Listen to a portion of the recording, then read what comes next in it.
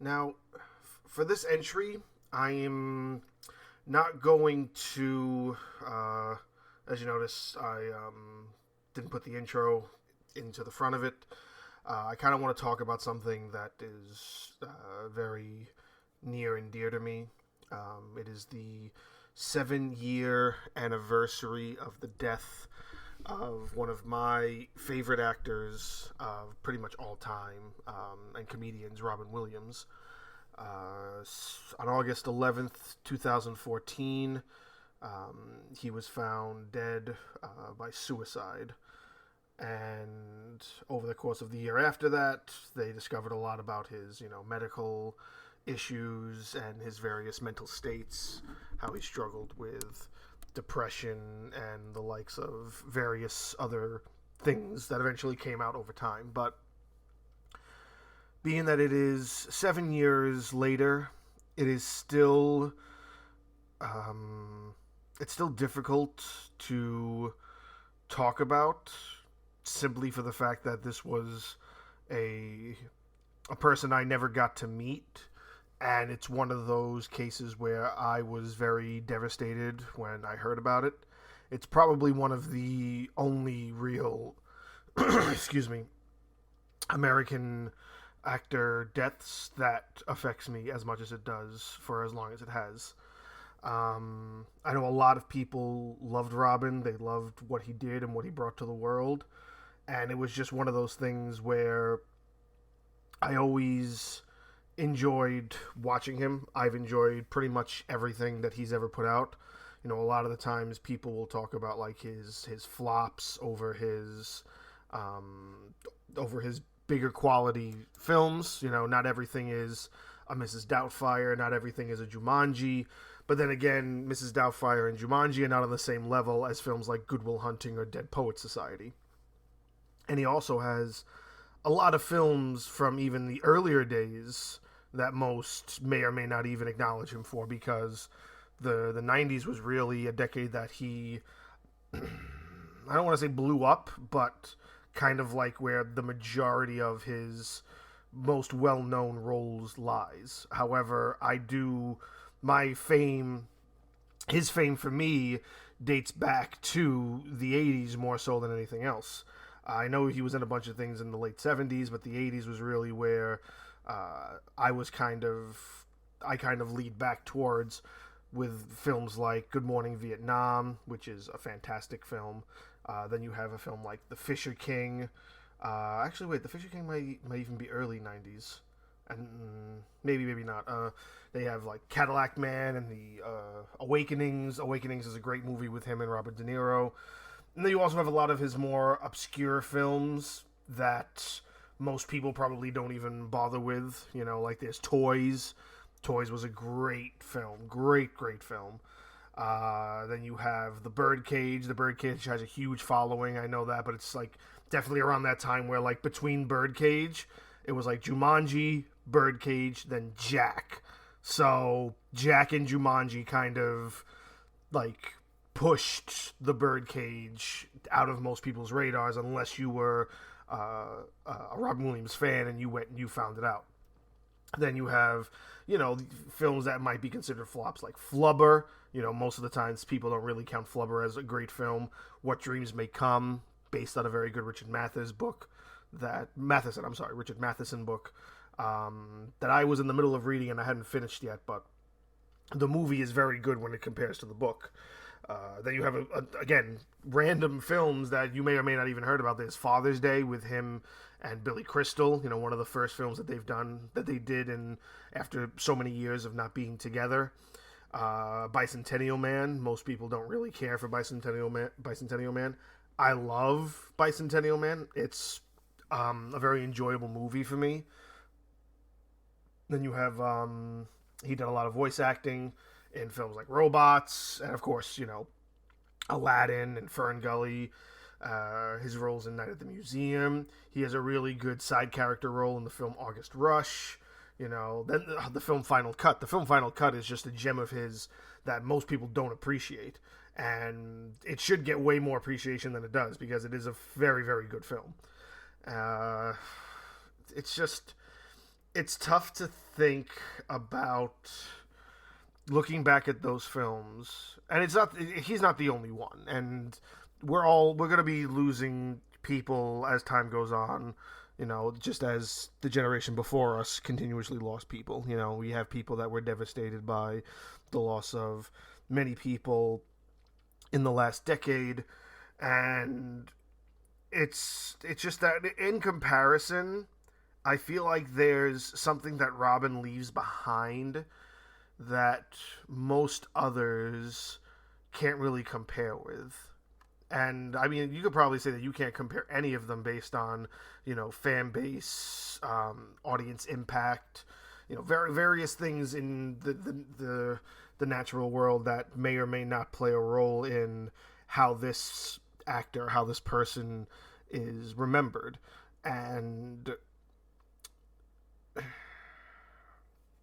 it's just really tough to talk about because it really does hurt me to think about how he's no longer around. And then you watch a lot of his films, which I still watch a lot of them to this day, that he's a was and it's not an is anymore. It's he was great in his time and he left us with a lot of fantastic memories and a lot of very memorable roles depending on which one.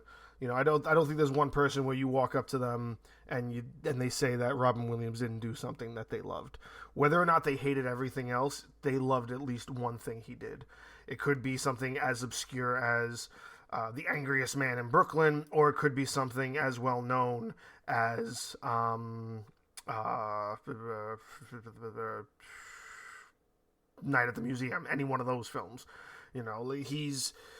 He never could be typecasted, though you always knew that when you walked into a film that he was starring in, there was a little bit of Robin in there. There was a little bit of who he was as a person that kind of leaked in a little bit to each character, whether it was serious or not. And it's really sad. It's really sad to think that it's been 7 years. His last film that came out was in 2015, where he played the voice of a dog in a film called Absolutely Anything. And of course, that was in production. It was already done filming and whatnot, and he will never going to see anything of his again. I used to.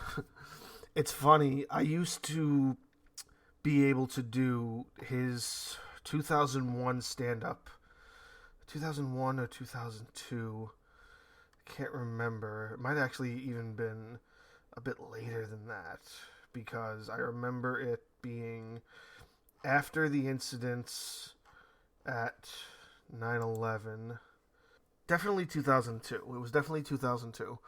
So I used to be able to do his Live on Broadway act from 2002 from front to back. I knew it by heart.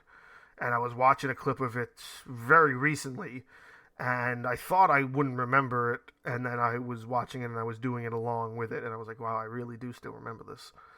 And it's nice to think that even after so much time has passed and he's not really in the forefront of thought, it's days like this that really bring your attention back to someone who you never met, but really you really wish you did. There's always these things that pop up on social media where it's like they show a list of like 10 musicians that have unfortunately passed on, and it'll be like you can only buy one ticket to one performance. Who's it going to be?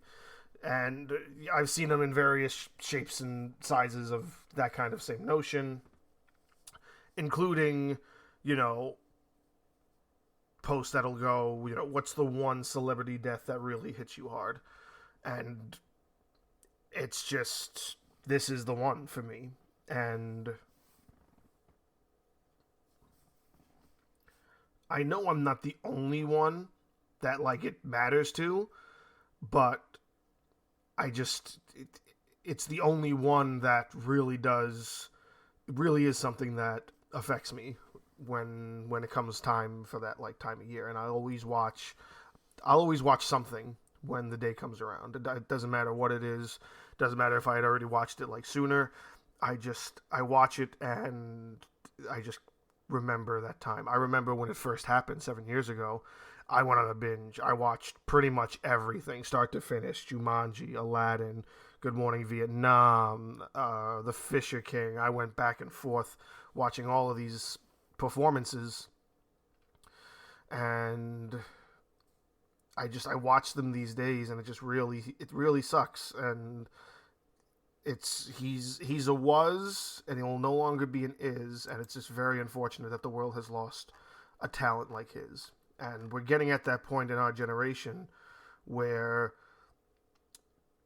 kids that were born in, within the last 15 years might not have known or been exposed to a lot of that stuff. That was his content. That was the performances he put out there. Unless people have exposed them to it, unless the family has exposed them to it. And most of the time, you think about that stuff and you wish that there could be more exposure for him, so his work and his memory lives on. And it's really upsetting to me when I think about that, because I'm in the process of trying to start a family myself, and by the time my kid becomes at the age where we're going to be exploring movies, just like my father explored movies with me. That's how I know about the Marx Brothers, Three Stooges, a lot of really old black and white films, such as like the original Haunting from 1940, and the original House on Haunted Hill, and all of these good black and white films he exposed me to. And that's why I have a love and a passion for old black and white 30s and 40s films, including a lot of the 50s and 60s. And he was the movie guy, which makes me the movie guy right now, because I have this passion for films, and having this passion for films allows me to feel this sort of connection with different characters and different artists. And it's unfortunate that I've only met very few people that I actually want to meet. You don't want to meet everybody. I'm not one of those people that wants to meet everybody. I want to meet the people who kind of, matter to me in a sense, and the kind of people that I would want to go out of my way to meet. But this is one that I really wish I had the opportunity to just, shake his hand, meet him, introduce myself. And I'll never get that. And I know I'm not alone with that. And I know there's a lot of people that feel that way. But, if ever you are wondering what my answer would be to the number one celebrity death that still hurts me, and it affected me more than any other one, this is it. And it's still tough to swallow the pill that it's a reality. But yeah, this is the one. This is the one that hurts the most.